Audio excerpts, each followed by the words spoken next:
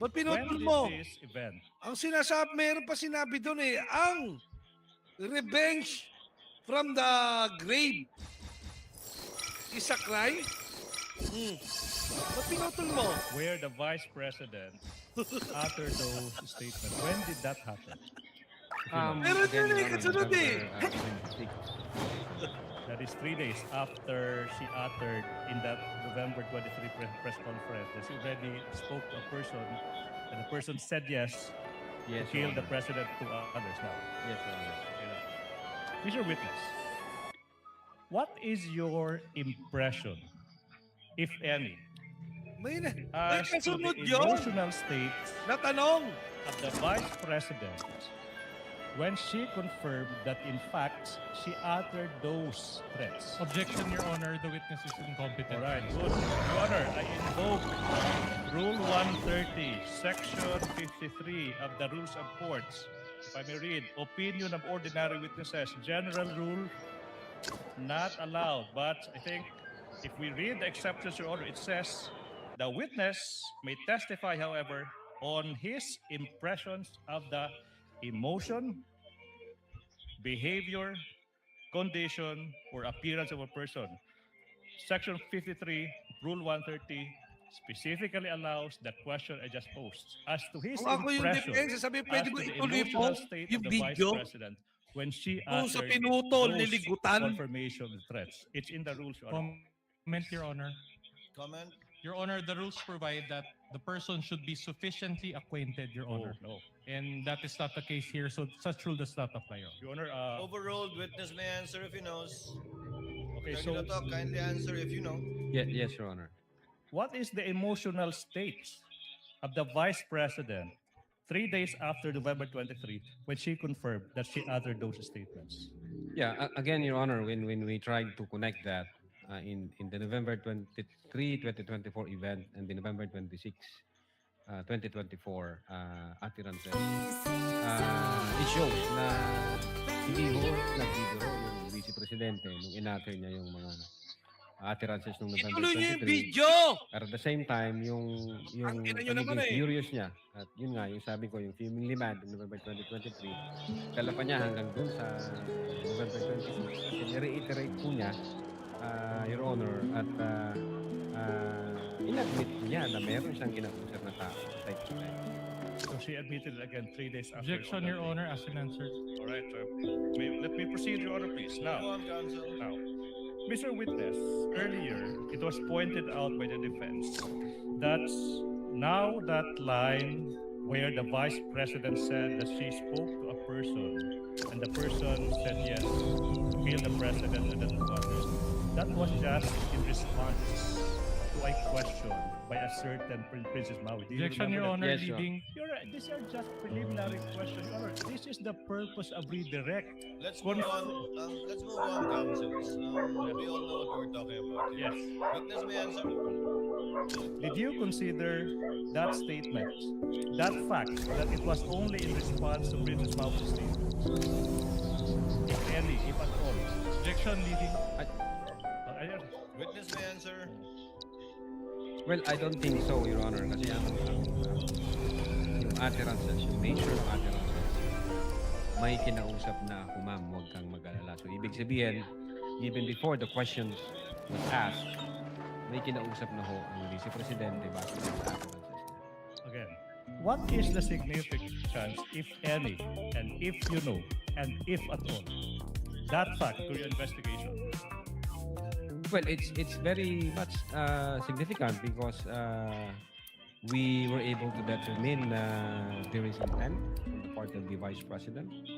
The Vice President is determined insofar as that statement is concerned. At the same time, the utterances were not product of a temporary fit of anger or spur of the moment. In other words, the utterances, the threat was real, was serious, Your Honor. You remember during cross-examination yesterday, the good counsel for the defense presented you with a diagram using the props that the NBI is under the DOJ. Remember that? Yes, sir. And that the DOJ is under the NBI is under the DOJ and the DOJ is under the president, correct? Yes, sir. In fact, you were asked point blank whether the president, if they refer to the president as BBM, I would like to refer to our president as President Ferdinand Marcos Jr. You were asked if he intervened. Do you remember that? Yes, sir. Did he in fact intervene, President, to your investigation? Objection, If you Your know, Honor. if you know, if you know, Objection leading, Your Honor. if you know, That's the answer. None at all, sir. what will you say that not at all? Well, wala akong dumating sa akin na any information, any directive na pag-communicate with the during that time. You know, what is the basis of your findings in filing the cases of statement deciding to investigation against the Vice President? You know, Sir, what is the basis of your findings. Objection, big. Objection, there's an objection. You may answer. basis of the findings? Well, as I have explained that, Your Honor, there were several factors that we considered before we come up with a conclusion. Yung una nga, yung manner, delivery, or the manner in which the utterances were spoken. And then the literal meaning of the statement. In-explain ko na rin kung yan. And then the nature of the instruction, relentless, huwag kang tumigil hanggat hindi mo mapapagsalita. As well as the relationship between the parties involved, meaning the Vice President and the President.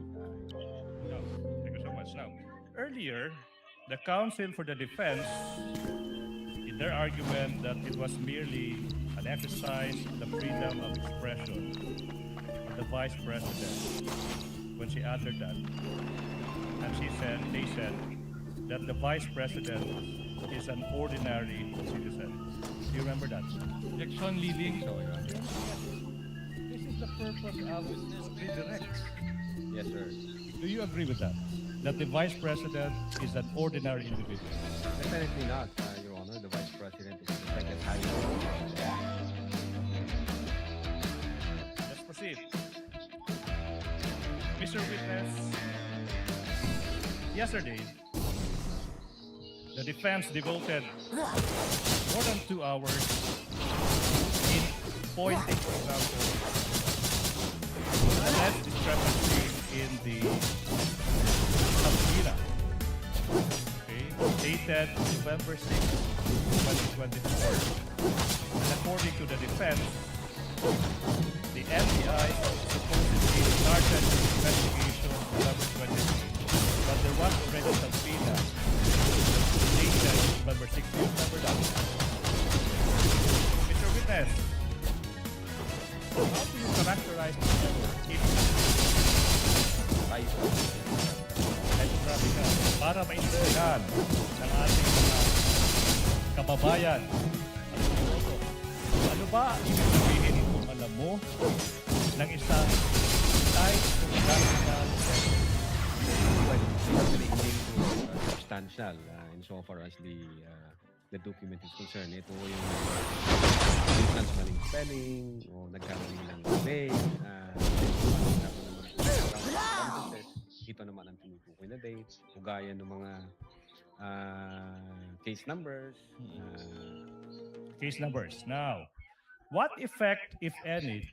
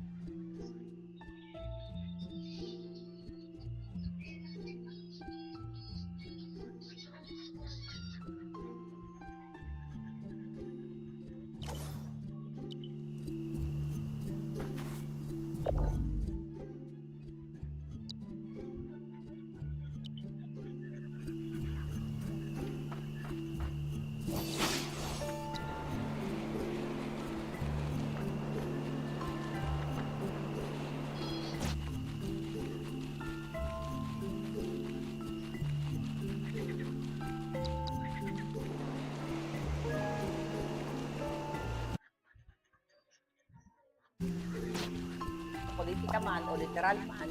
Di ba? Kaya in-ignore nila yung threat na Operation Romano, allegedly, kaya na sinasabi ni Princess Maui. Yun, mga kababayan.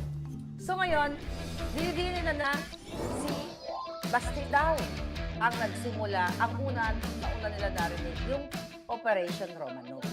So ngayon, binalikan natin, ang sinabi ni Basti, January 28, 2024, sa isang episode rally.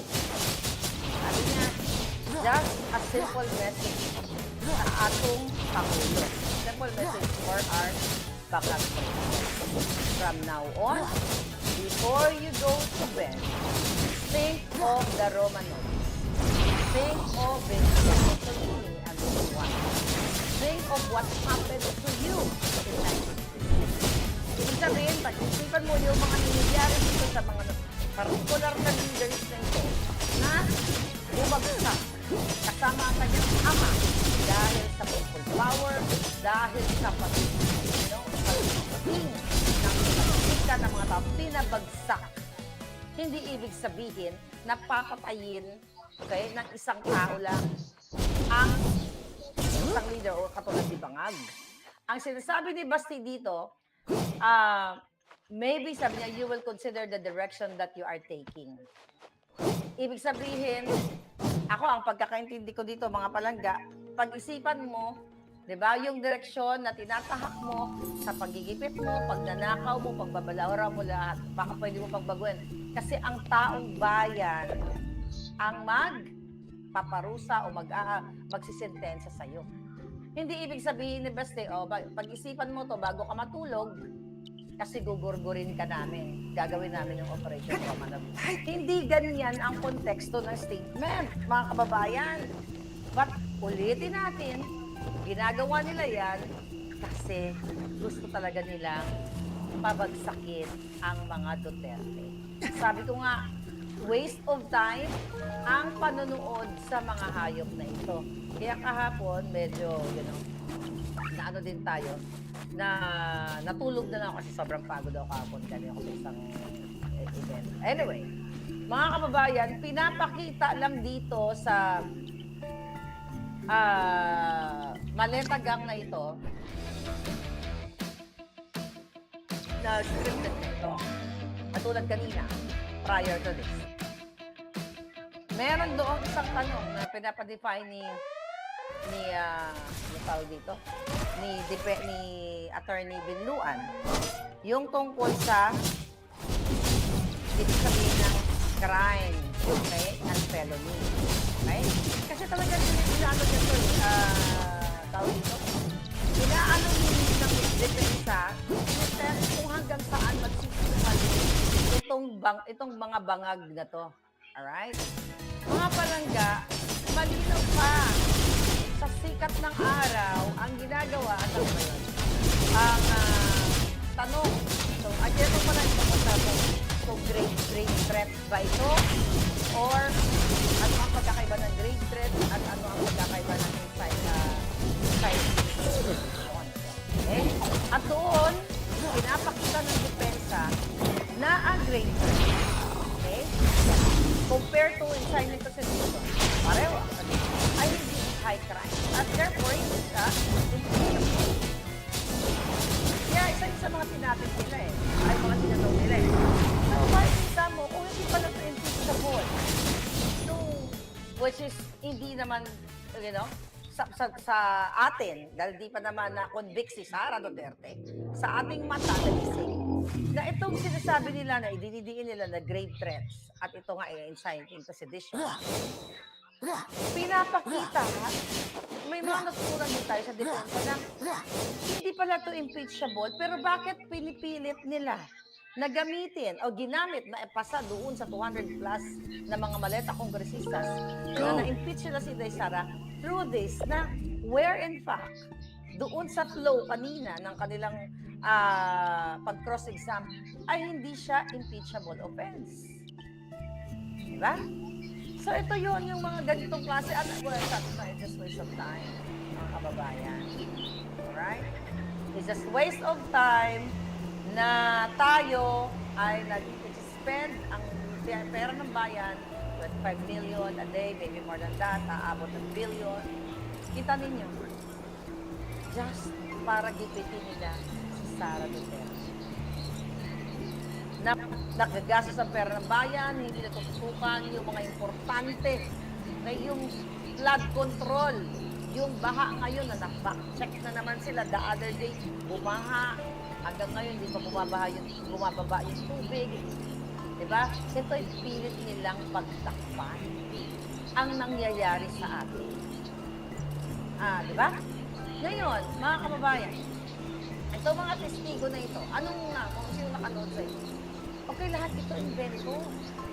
Lahat ito nakita naman natin na kailangan muna nila gurgurin si Sara Duterte bago mangyari yung sinasabi ni Inday Sara na ibinila niya. Ngayon, they put the words into Inday Sara's mouth na nagkontra, na parang, nagkontrata. May sinabi dyan kaya bago sabihan na may kinontrata si Inday. Wala nga ninabi si Inday na kinontrata. May binilin ako. Iba yung salitang ibinilin sa kinontrata. Kung sinabi sana ni Sara Duterte na, ay ma'am, nagkontrata na ako, na meron si Tarpulano, babayaran ko ng 10 milyon para gurgurin, o 50 milyon para gurgurin ang 3 demonyo. Wala naman ganun. So again, pinaglalaruan nila ang mga salita.